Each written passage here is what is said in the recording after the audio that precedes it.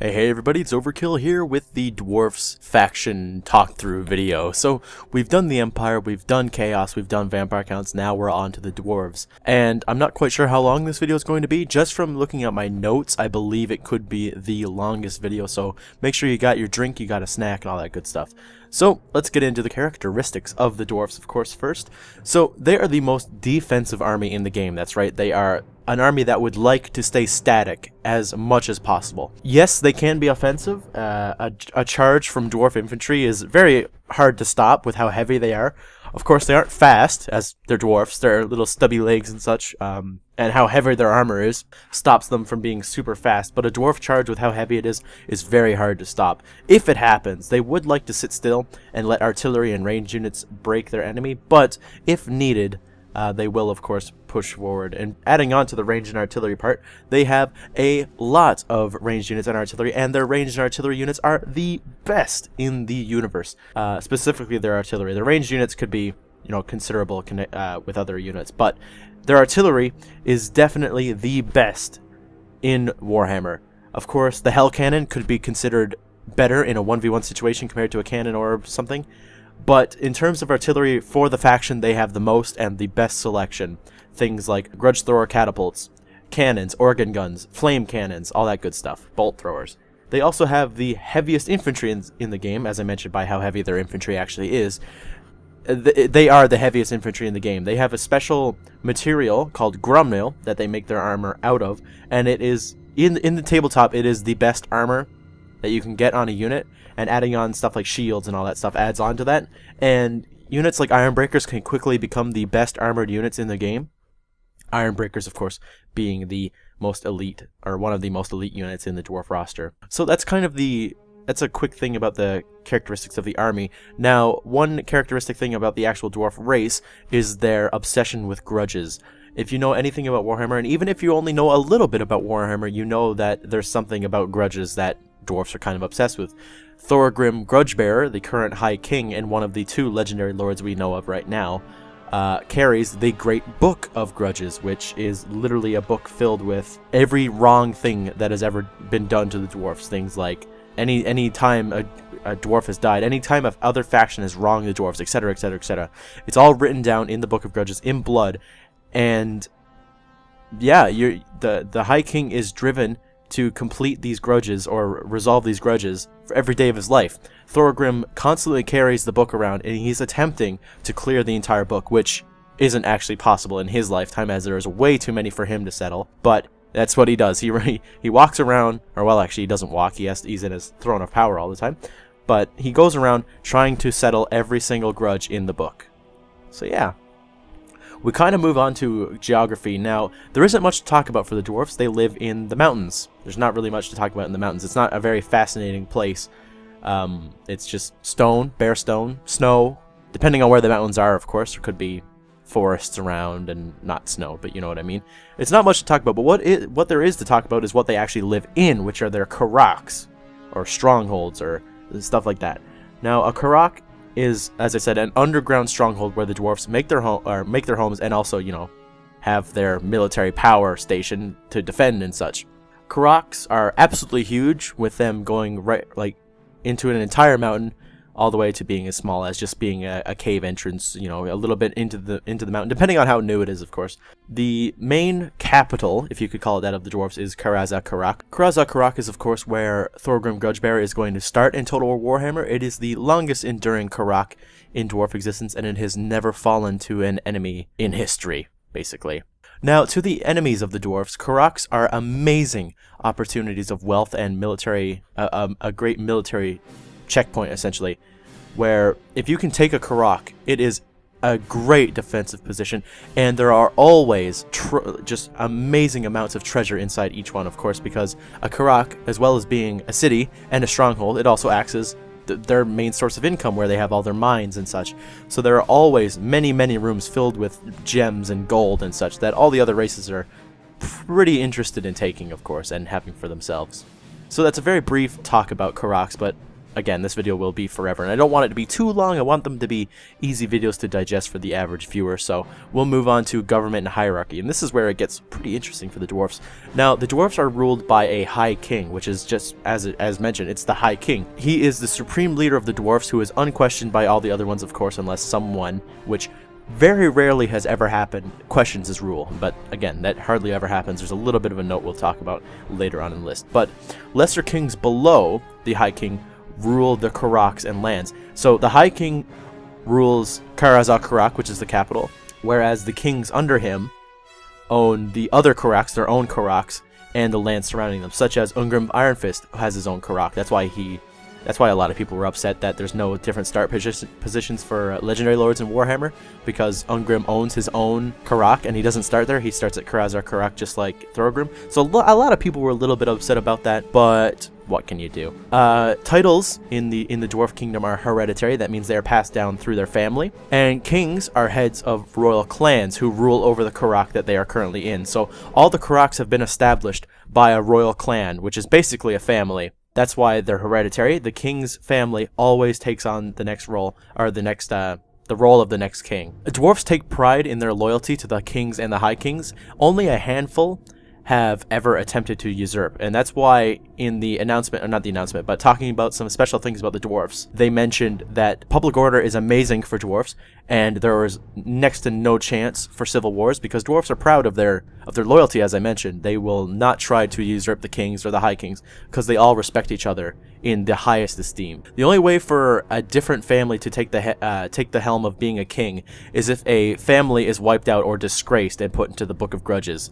Then the title for king is open to the other royal families of the Karak, and usually a thane or a prince of the Karak, or even a new clan, will become the new royal clan of said Karak. Below the kings are thanes, so there's even a third level. It goes high king, king, and thane. Thanes rule a clan and owe fealty to their king, and are given an important office within the ruling body.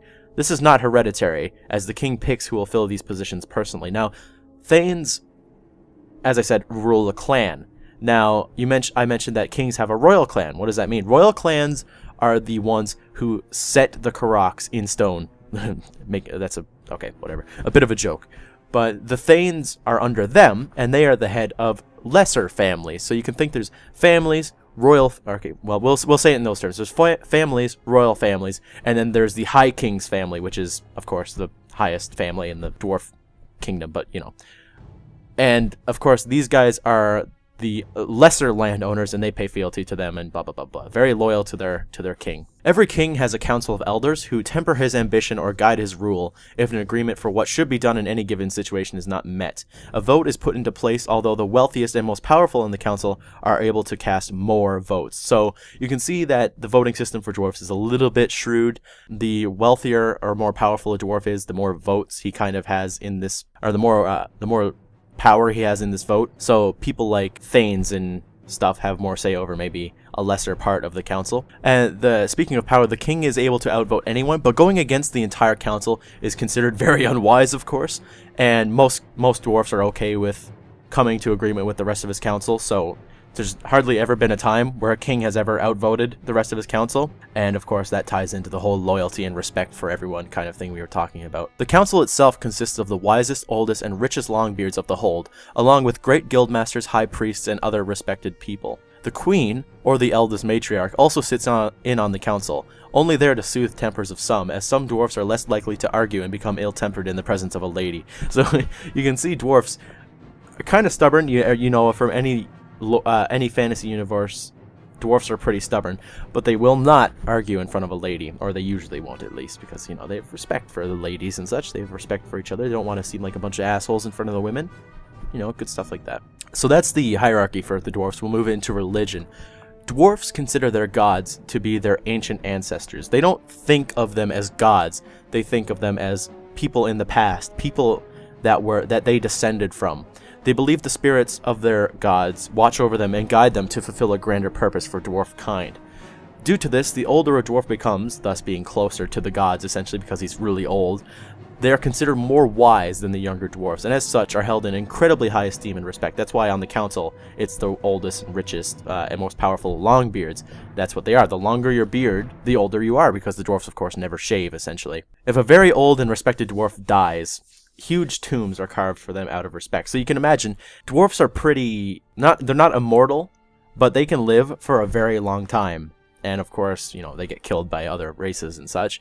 So if any dwarf that dies that's old gets his own tomb, essentially, that's pretty nice. That's quite a bit of respect for each person. So as we mentioned that the dwarfs think of them as ancestors, outside of the dwarf kingdoms, they're known as the ancestor gods. And they are the pantheon that the dwarfs follow, believing that all dwarfs descended from them, as I mentioned, and believing that the High King is a direct descendant of two of the greatest, Grudgny and Valaya. Although not considered religious in some regards, some dwarfs do form what could be considered semi-religious cults, such as the Slayer cult of Grimnir.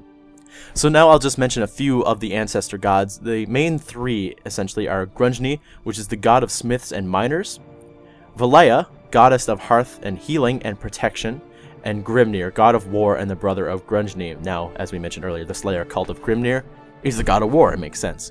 But there's also lesser gods, ones that are not as important in creating the dwarf kind.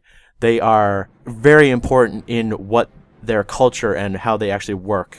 You know, they set the foundation for how the dwarf kind actually lives. And those are Gazul, which is the lord of the underearth and protector of the dwarf dead, Smednir, the shaper of ore and the son of Grudgny, Thungri, the son of runesmith, or the god of runesmiths and the younger brother of Smednir, and Morgrim, which is the god of engineers and the son of Grimnir. So after talking about a little bit about religion, we'll move on to the alliances. Now, if you watched my Empire video, you'll know that the dwarves and the Empire are allied together in the lore. Now, in Total War Warhammer, I don't think that's going to stop you from declaring war on each other.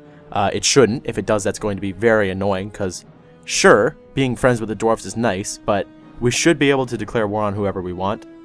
But anyway, I won't get into that conversation. The dwarfs are allied with the Empire. They have created a great trade network, possibly the best in the world, and aid each other in war whenever they can. So essentially, they have a trade agreement and they're military allies, if you can put it into Total War terms. And it's pretty much the greatest alliance in the world, because the dwarfs and the Empire are two of the most powerful factions due to their military strength and just how, you know, how well they fight, essentially. So it is a great alliance between the two of them, and in the lore, it's pretty much unbreakable, of course, unless the Empire does something really bad to start a grudge. But yeah. So we'll move on to the second last section of this video. So we're talking about the military for the dwarfs. More importantly, we're looking at the roster that has been released by CA and talking about each unit. So first, we have lords, and a dwarf lord rather, is a king. It's basically the dwarf king. You could relate a lord to being the king because in the hero section, as you can see in the roster, a thane is there. So if a lord is a step above that, it must be just a basic dwarf king. But anyway, they are great leaders, of course. They are, of course, if we're really calling them dwarf kings, they are the leader of a Karak, and they are also very powerful individuals. They own lots of land. They are the heads of their clan, of a royal clan, of course, so they can call upon great hosts of soldiers. And Ungrim Ironfist himself is just a king. He's the Slayer King. So you can relate a lord to him. It's just that Ungrim has a lot more backstory than a normal king. So yeah. We then move on to heroes. There's the Master Engineer, which are, of course, these three options. The Master Engineer, actually, yes, they will be. We already know that the Thane is a agent, essentially, because of the battle, or the ambush at the Thundering Falls or such from the battle that CA have shown. But the Master Engineer, the Thane, and the Runesmith are going to be heroes, which mean they're going to be agents, essentially. So Master Engineers are going to make your war machines very powerful, as they do in the tabletop. Thanes are going to be a combat and buff kind of guy, like he was at the ambush of the Thundering Falls. And Runesmiths are going to be your anti-magic and slightly magic casting people. Runesmiths, dwarfs don't use magic. That's I can't believe I missed that in the characteristics. Please forgive that.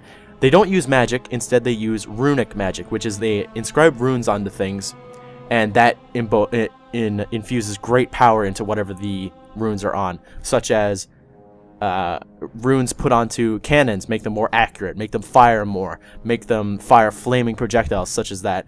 Runes on armor make them near impregnable, stuff like that. So basically runesmiths are going to be buffers. Maybe they can cast, or not cast, but put runes onto things. That'd be interesting. But yeah, there's that. So for mounts, we have the Throne of Power. There's only one, and only Thorgrim can ride on the Throne of Power. Now, the lore behind the Throne of Power is that Thorgrim is not allowed to sit anywhere other than on the Throne of Power. So it is carried around with him everywhere that he goes, because, yeah, he's not allowed to sit anywhere. And that is one of the things taken up by a Dwarf High King, that he is not allowed to sit anywhere other than the Throne of Power, which has, of course, the Great Book of Grudges right in front of it. So, yeah, that's going to be interesting. There's not a lot, it doesn't really do anything. It's not like it's a big magical throne that blows up people and such. It's more of a symbolic thing that any dwarf that sees the Throne of Power is of course going to be like, oh, that's the High King, we got to fight. And it is said in the lore that as long as the Throne of Power is intact, dwarfkind will never die. But if the Throne of Power is destroyed or taken, dwarfkind is doomed to be destroyed forever. So now we can move on to the actual units. So for melee infantry, we have dwarf warriors and dwarf warriors with great weapons. Now, dwarf warriors are the basic troop for the dwarfs, but that doesn't mean that they're not good. They are crazy good. Even the lowest dwarfs, which are the dwarf warriors, are amazing troops. They have good armor, they have good combat stats, and they can go toe-to-toe with most infantry in the game. And putting great weapons on them is going to make them able to kill most things at the cost of less protection from ranged units, of course. Next, we have hammerers, which are one of the most elite dwarf units in Warhammer. Now, in the lore, most kings have a retinue of hammerers as their bodyguards because of how, well, strong they are. They have great armor. They have these huge two-handed hammers that are just great at crushing most units. And they are usually composed of the greatest longbeards, essentially. Next, we have Ironbreakers, which are the elite of the dwarf army. They are the most heavily armored infantry in the game. Maybe a couple of other units are just as good as them. But for not being cavalry, they have some of the greatest protection in the game. They are a very noble unit. They are composed of some of the greatest warriors of the dwarf kingdoms. And yeah, they use hand weapons and shields, basically. There's no two-handed weapons or anything like that. So yeah. We then move on to Longbeards and Longbeards with great weapons. These are an older breed of the Dwarf Warriors, essentially. The Dwarf Warriors are younger dwarfs, where even though dwarfs can be like hundreds of years old, and then Longbeards are even older. They have long gray beards, except for the fact that gray beards in the tabletop are their own unit, I believe. But they have these long, super long beards, almost down to their feet because of how old they are, and they are just seen as such respectable people because they are just at the top of the world because of how old they are, and they're very respected, of course. Then we have miners and miners with blasting charges. So this is going to be an interesting split. I'm not quite sure if the unit is just going to have blasting charges. That would be a bit weird. You would think the miners would have their picks anyway.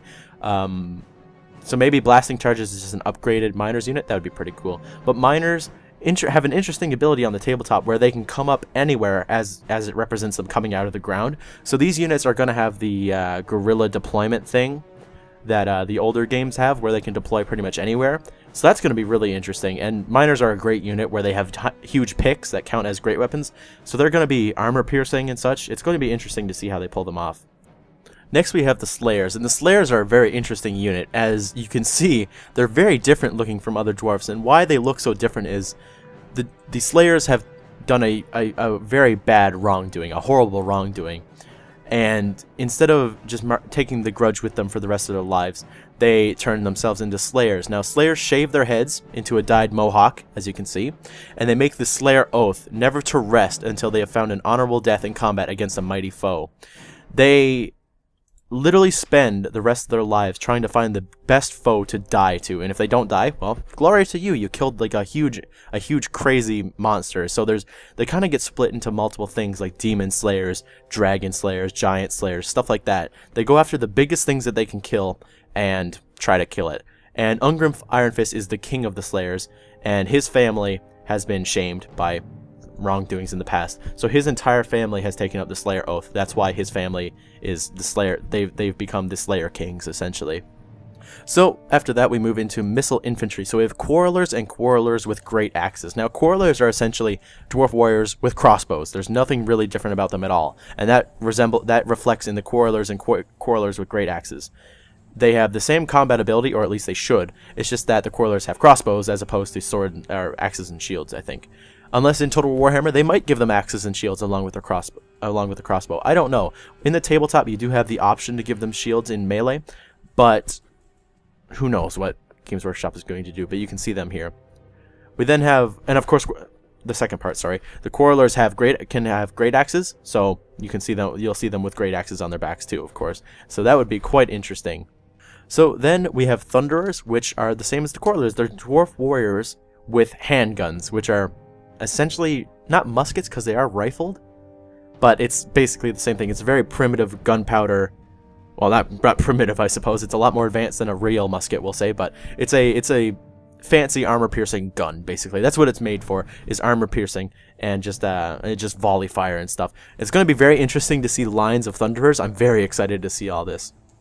And then to finish off the missile infantry, we have Iron Drakes and Iron Drakes with Trollhammer torpedoes. Now, Iron Drakes are flamethrower infantry. They are so cool, and I love the models for them because they have armor protecting their beards, which is amazing. That's probably like the best part about them. But you've seen them in the Ambush at the Thundering Falls video where they're flamethrowers and they just shoot waves of flame into the goblin ranks that are charging forwards, and it just looks so awesome. Now, the Trollhammer torpedo, I haven't used this unit on the tabletop, and I think there's an option for it. I would imagine, yeah, there must be. But I think it's for like targeting single things. I guess that's why it's called the Trollhammer.